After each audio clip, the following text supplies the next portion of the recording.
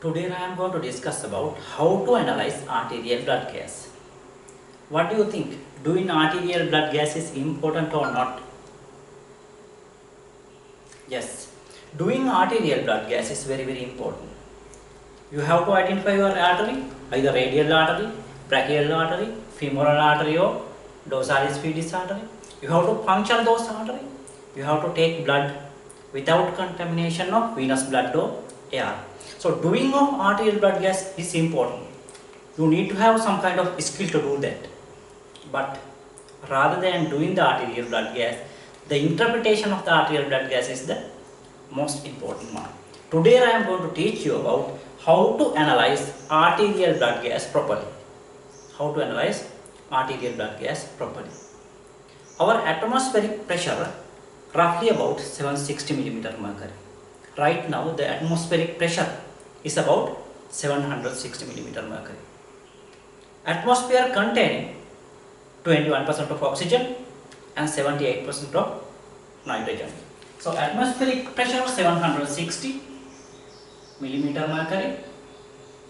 From this 760, 21% oxygen, 79% nitrogen. How much of carbon dioxide present in your atmospheric right now? Yes, anyone? 0.03%, very good. Amount of carbon dioxide which present at the atmosphere is 0.03%. It is very small amount. Because of that, I am going to neglect it. The amount of oxygen present, 21%. Amount of nitrogen present, 79%. From this 760, 21% mean 760 into 21% being approximately 159 mm mercury. Approximately 159 mm mercury. This is your lung, this is your trachea, this is your atmosphere. It is containing 159 mm mercury oxygen. That means your atmosphere containing 159 mm mercury partial pressure of oxygen. But once those gas go into your lung, before going to lung, they have to pass nasopharynx, oropharynx, laryngopharynx, larynx and trachea. So during that passage, that gas going to start humidification. That gases start to humidify. In our body, 37 degree centigrade. If you fully humidified your gases, it containing water vapor, approximately 47 mm mercury.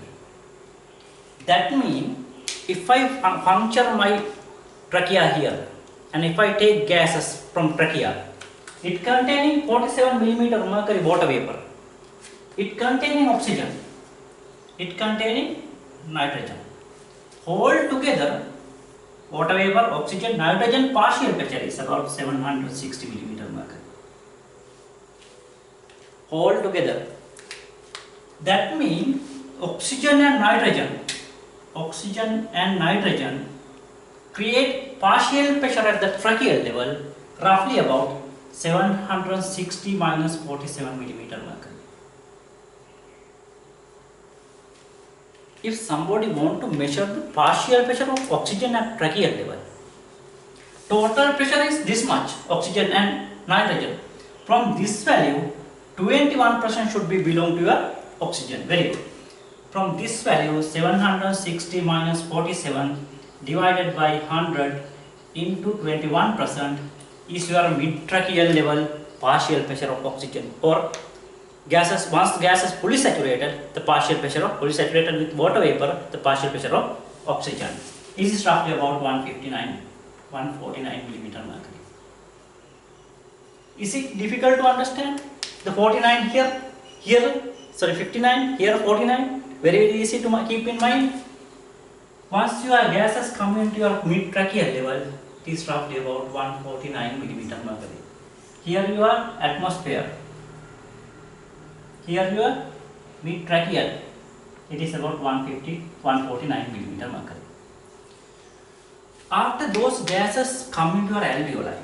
Alveoli gases are very very rich in carbon dioxide because your tissues start going to produce carbon dioxide. That carbon dioxide diffuse from here to here, and the carbon dioxide come into your right heart and your pulmonary circulation. It diffuses into your alveoli because of that your alveoli right now very very rich in carbon dioxide when comparing to atmosphere. Because of that, part of oxygen will be replaced by carbon dioxide. Part of oxygen will be going to replaced by carbon dioxide. Your alveoli partial pressure of oxygen approximately about 100 millimeter mercury. Here now your alveoli partial pressure about 100 millimeter mercury.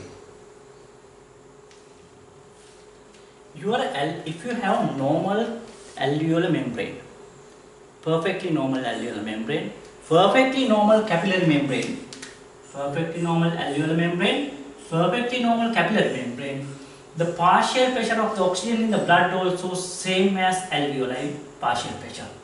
That means it freely diffuse across the alveolar membrane and capillary membrane. That means if I check end capillary partial pressure of oxygen, it is roughly about 100 millimeter mercury. But there are blood in your lung right now which not participate with your gas exchange. Just come into left heart, just go into your just come into your right heart, just go into your left heart without participating of the gas exchange. Those are called shunt. This blood participating in your gas exchange. Blood from here to here, this blood is not participating in your gas exchange. This blood can act as shunt. Normal healthy adult approximately containing 5 to 20% of shunt. That means 5 to 20% of blood which come into your right heart shunted to left heart without participating in gas exchange. Normal shunt amount is 5 to 20%. With the aging, your shunt fraction increase. Right now, I have 5% of shunt. At the age of 25, you have 5% of shunt. My age also 25. Because of that, I have 5% of shunt. When you become 40, it may be 10%. When you become 80, it may be 20%. So because of that, if I check pulmonary venous blood, here pulmonary venous blood partial pressure of oxygen, it is roughly about 90 millimeter mercury. Pulmonary venous partial pressure of oxygen is roughly about 90 millimeter mercury, simply because the shunt which happened at the lung level. Then your blood happily comes into your left atrium followed by left ventricle. Your left ventricle also going to utilize oxygen, and after utilization of the oxygen, the deoxygenated blood, they can directly put into their ventricle. Deoxygenated blood, they can directly put, most of that blood go via your coronary sinuses, but little bit of blood can directly drain into your ventricle. Because of this draining, your partial pressure of the blood when coming to aorta, partial pressure of oxygen in the aortic blood is roughly about 80 millimeter mercury. If you have zero shunt at the level of lung and at the level of heart, the partial pressure should be 100 millimeter mercury. Here also it should be 100 millimeter mercury. Because of that, we are going to call as the partial pressure of aortic blood roughly about somewhere around 80 to 100 millimeter mercury. Then your blood happily travel through the aorta, then come into your capillary system. Once it comes to capillary system, your cell is always asking for oxygen. Give me oxygen, give me oxygen. They are asking oxygen. Why? Which part of the cell going to utilize oxygen? Yes, anyone with additional layer of cerebral cortex. Yes, very good. The mitochondria is the one going to utilize oxygen. Which part of the mitochondria? Inner membrane of the mitochondria. At the level of inner membrane of the mitochondria, your oxidative phosphorylation or electron transfer chain happen. This is your cell. I am going to enlarge it for you. This is your beautiful nucleus, not that much beautiful. This is your mitochondria. You know that thing called glycolysis, which was happening in your cytosol. Glucose converted to pyruvate. Then your pyruvate have to enter into the citric acid cycle or Krebs cycle. You are going to produce carbon dioxide. You are going to produce NADH molecule.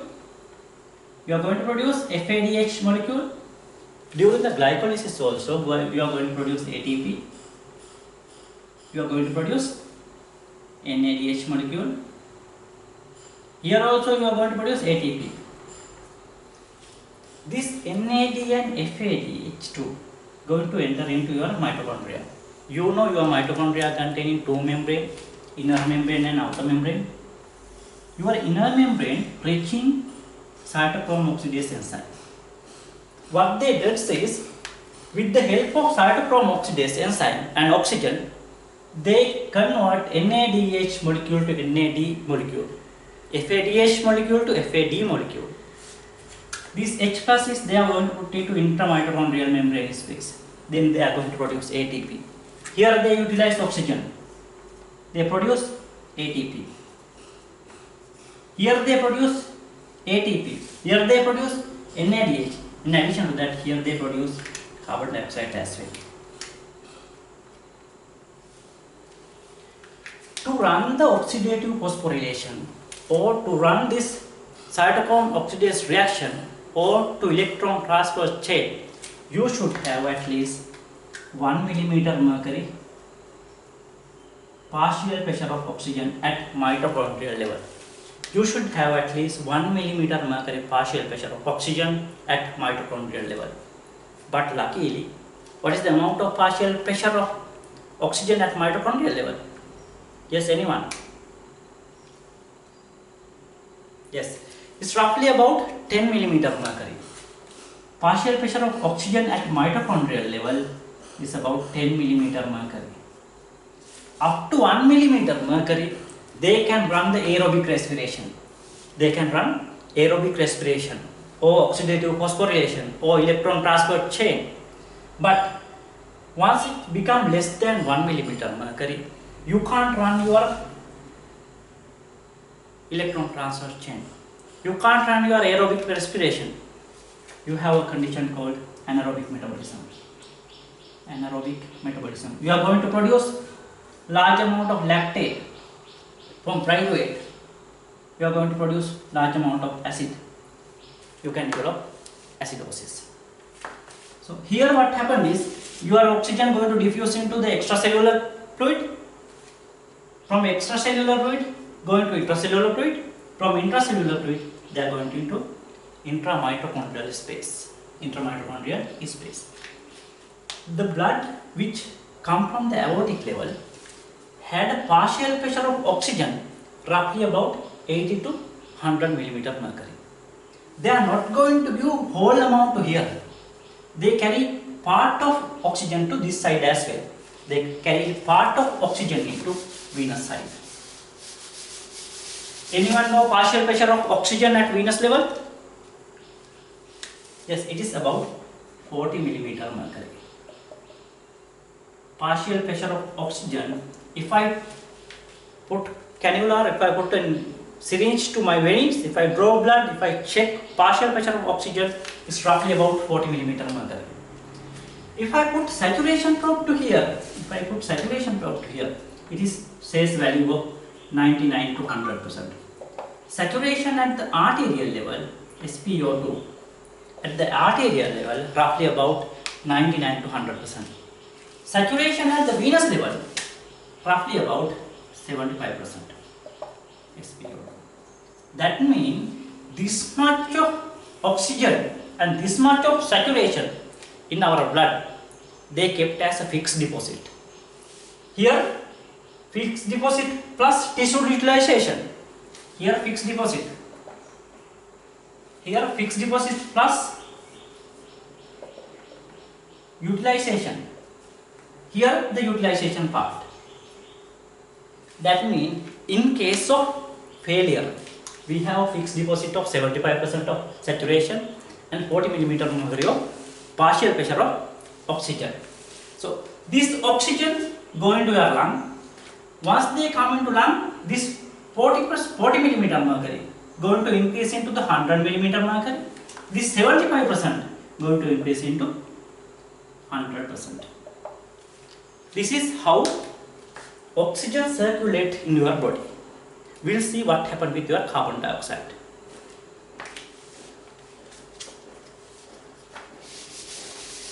Oxygen partial pressure at venous level 40 millimeter mercury, saturation 75%. Your tissue continuously produce carbon dioxide. Your tissue continuously produce carbon dioxide during running of Krebs cycle. Those carbon dioxide going to accumulate in the cells. Because of the high partial pressure of the carbon dioxide at tissue level, carbon dioxide is start to diffuse into your venous side. Oxygen going to diffuse into your tissue level, carbon dioxide is start to diffuse into your venous side. Your cellular level, approximately partial pressure of carbon dioxide roughly about 50 millimeter mercury. Roughly about 50 millimeter mercury. When coming to venous side, the partial pressure of carbon dioxide approximately 40 to 50 millimeter mercury. Partial pressure of carbon dioxide 40 to 50 millimeter mercury. Because of that high partial pressure here and the low partial pressure at alveoli, carbon dioxide is start to diffuse into alveoli. Like oxygen, they are not going to diffuse all the carbon dioxide into the alveoli. Part of them are kept as a fixed deposit. I don't know why, what is the point of having carbon dioxide, but they are kept part of carbon dioxide also as a fixed deposit. So when coming to arterial level, it containing carbon dioxide approximately 35 to 45 millimeter mercury. Again I will repeat it. Tissue level is about 50 millimeter mercury. When coming to venous level, it is about 40 to 50 millimeter mercury. You can identify now. Here a little bit lesser than here. Because of that, from here to here it can drain. Here alveoli will further lesser amount of oxygen, carbon dioxide. Because of that, from capillary to alveoli, carbon dioxide can freely diffuse. Because of partial pressure high here and low here. It has some kind of clinical significance. Sometime when I am giving bicarbonate, what happens is with the bicarbonate, it combines with hydrogen ion which present in the venous side, going to produce carbonic acid here. If you give bicarbonate to your patient, it combined with H plus present in your circulation, going to produce carbonic acid. Carbonic acid going to dissociate into carbon dioxide and water. You are going to produce high amount of carbon dioxide here now. Your H plus going to disappear because it combined with hydrogen ion. Here H plus going to disappear. Because of that, the acidosis is little bit goes down. You are going to start bicarbonate because of the acidosis. Now you reduces the acidosis. But here carbon dioxide level now going to increase. For a while we think now it is about 55 millimeter mercury. Now here partial pressure after giving bicarbonate 55 millimeter mercury. Here tissue level 50 millimeter mercury. Can you put here to here of carbon dioxide now? No, the carbon dioxide transport now become reverse. Now here 55, here 50, carbon dioxide will start to diffuse from here to here. They increase the carbon dioxide level at tissue level. Your aim is to reduce the acidity at the venous level. But what happened is it increased the carbon dioxide at tissue level. Not only increase the carbon dioxide, this carbon dioxide going to combine with water and produce carbonic acid and going to liberate hydrogen ion.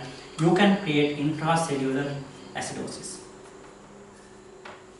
You can create intracellular acidosis. This is how your carbon dioxide and oxygen transport happen in your body. Your carbon dioxide going to marry the water. Your carbon dioxide going to marry water. I will show you the reaction. your carbon dioxide and water always together in the circulation. Because of that, they are going to create relationship with them. They are going to create relationship with them. Carbon dioxide combined with water going to create carbonic anhydride. Sorry, bicarbonic acid.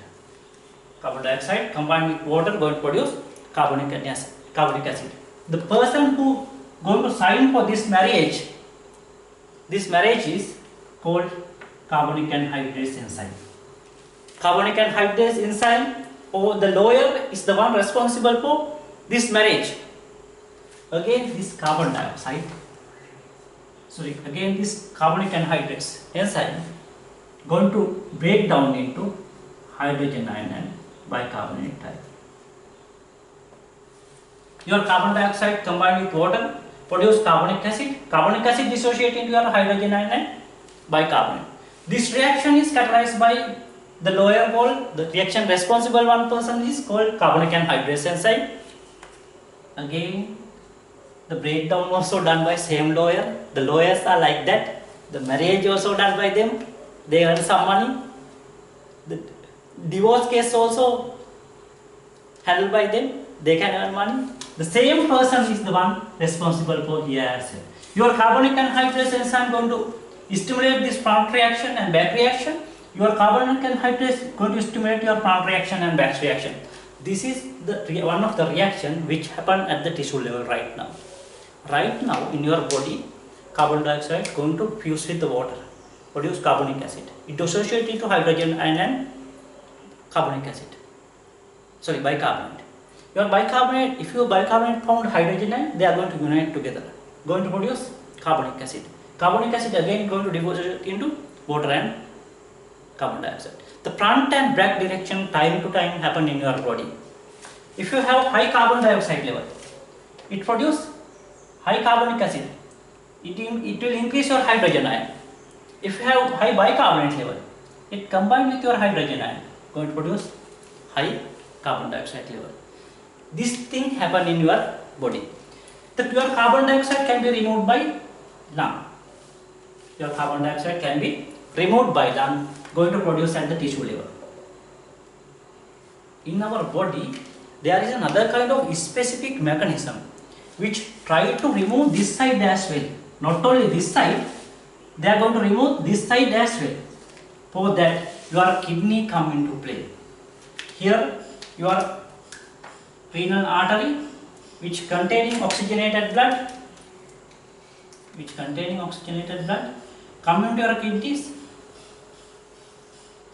Not look like kidney at all. Yes, here your venous blood. Here your venous blood. Your arterial blood come from here.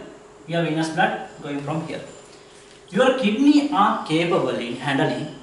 Your kidneys are capable in handling hydrogen ion and bicarbonate ion. They can remove hydrogen ion. They can keep hydrogen ion in case. They can remove bicarbonate ion. They can keep bicarbonate ion in case. If your body having high amount of hydrogen ion, they can remove hydrogen ion. If your body having low amount of hydrogen ion, they can preserve the hydrogen ion. If your body having high amount of bicarbonate, you can remove the bicarbonate by your kidney. If you have low bicarbonate, your kidney try to preserve the remaining bicarbonate in your body. In addition to that, your body should have constant pH. Now I am going to tell you what are the components they give in arterial blood gas. If I take arterial blood gas, number one, it containing patient name. You have to check the name. And the time also very, very important. Arterial blood gas is one of the dynamic test. You have to compare it with the previous day one. Because of that, time and date also very, very important. Arterial blood gas report, when you look at arterial blood gases, it says pH value. It is somewhere around, in healthy adult, it should be somewhere around 7.35 to 7.45. 7.45. In your body pH should be somewhere around 7.35 to 7.45. What is the unit for pH? Yes, there is no unit for pH. Very good. pH does not have a unit. Your body or my body right now pH is somewhere around 7.35 to 7.45. Your body carbon dioxide level or arterial, this one is arterial blood gas. Arterial blood gas carbon dioxide level should be somewhere around 35 to 45 millimeter mercury. Your carbon dioxide going to fuse with water and going to produce carbonic acid and subsequently hydrogen and bicarbonate. The amount of bicarbonate right now in healthy young adult is should be somewhere around 22 to 26 millimoles per liter or milli equivalent per liter. Both are same. Your bicarbonate level. Now you know the pH value, you know the carbon dioxide level, you know the bicarbonate level. Shall I ask question? What is the standard for pH? P and H. Who put that name? pH defined as negative logarithm of hydrogen ion concentration. Negative logarithm of hydrogen ion concentration. I am asked what is the meaning of P and H? P and H. Yes. Power of hydrogen ion concentration. We are not going to measure the amount of hydrogen ion present in your blood. We are going to measure the power of hydrogen ion which created by hydrogen ion in your blood. So because of that, this one called power of hydrogen ion concentration. The pH should be somewhere around 7.35 to 7.45. If somebody asks to draw a relationship between these three, the relationship was identified by Henderson-Hasselbalch. The Henderson-Hasselbalch said the relationship between the pH, PCO2 and bicarbonate is pH should be equal to pKa. That means dissociation constant of the carbonic acid. Dissociation constant of the carbonic acid plus log bicarbonate divided by carbonic acid. This equation again simplified further. pH equal pK plus log HC3O minus and H. This one we can write as partial pressure of carbon dioxide into 0.03. Partial pressure of carbon dioxide into 0.03.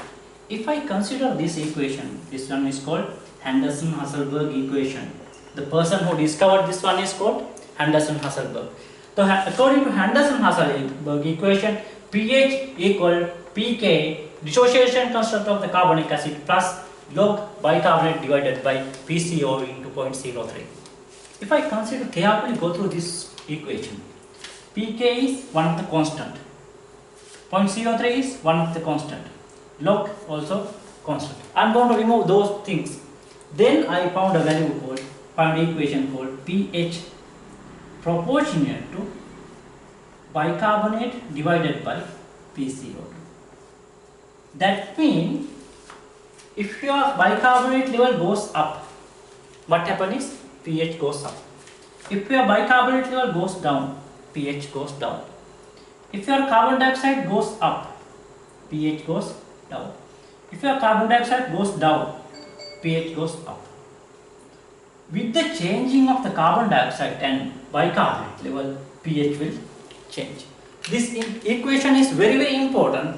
This last part equation, we can identify whether your patient having high pH or normal pH or low pH due to any changes of the carbonic acid and bicarbonate and carbon dioxide level. In addition to that, your ABG containing partial pressure of oxygen, PO2, arterial oxygen, roughly about 80 to 100 millimeter mercury. Oxygen saturation also there. SpO2,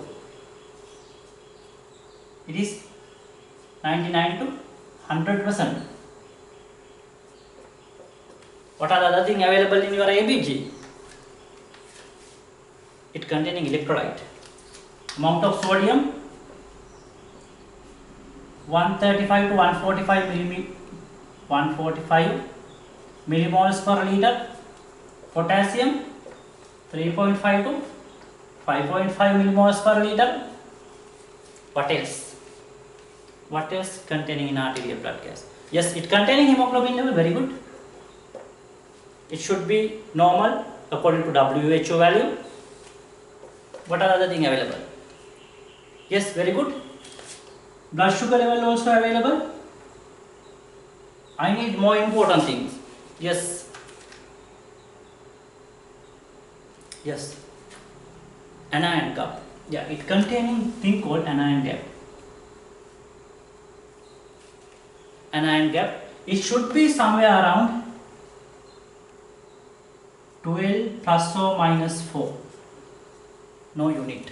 12 plus or minus 4. I will tell what is anion gap. What I am going to do is, I am going to take my blood sample into outside and I am going to check all the measurable positive ions. All the measurable positive ions. This much of measurable positive ion was there in my blood. Then I am going to check all the measurable negative ion. All the measurable negative ion. Then I am going to check the difference between all the positive measurable ion and all the negative measurable ion.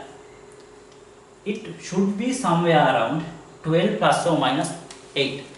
Sorry, plus or minus 4. That means 8 to 16. It should be somewhere around 8 to 16. I will tell the importance of knowing that thing or knowing anion gap in the later. In addition to that, your ABG contains thing called base excess. Base excess means it should be somewhere around plus or minus 4. The definition for base excess is, if you think your patient having pH more than 7.45, that means 7.5 pH is there. If you want to normalize this pH into normal value or 7.4 mid value, if you want to take this pH into normal value, you have to remove some base from this sample. If you have pH of 7.3, if you want to increase into 7.4, you have to add some base into this sample. Did you get my point? Or am I teaching myself? You have a patient with pH 7.5. If pH is more than this one, we are going to call it as alkalotic patients, or those patients having much more basic ions.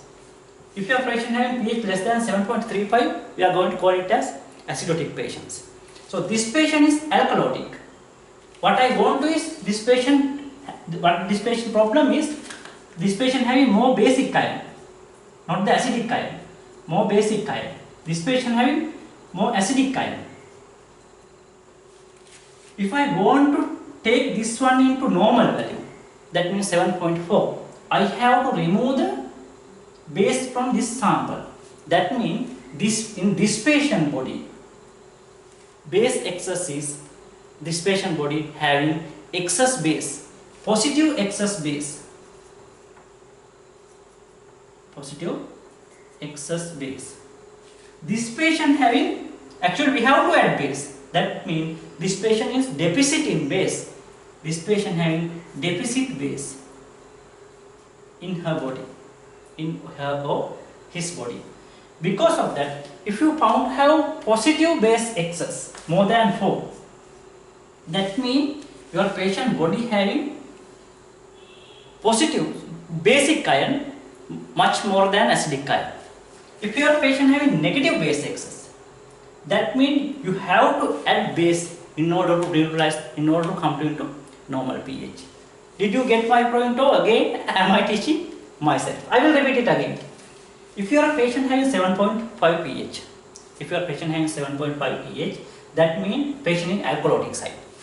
You have to remove the base in order to take it to 7.4. Here also, that means your patient having excess base excess positive. Here 7.3 pH. If you want to increase into 7.4, you have to add base from outside.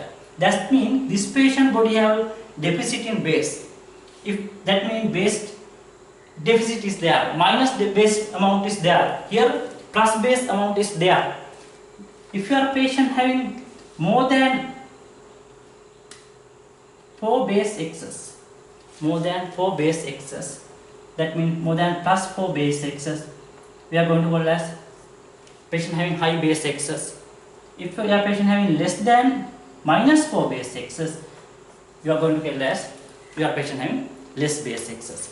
Most of the time, if your patient having high base excess, your patient having metabolic alkalosis. If your patient having low base excess or less than 0.4, less than 4 minus base excess, your patient having metabolic acidosis. I will teach how it happened in the later. So, what are the things you are going to check in ABG now is anion depth you check. You are going to check base excess.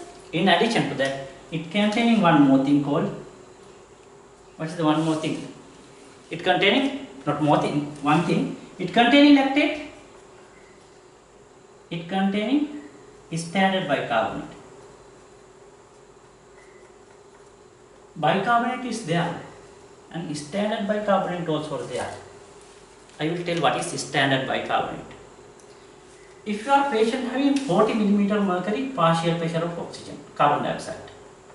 If your patient having 40 mm of carbon dioxide, this is the one bicarbonate should be present in your blood.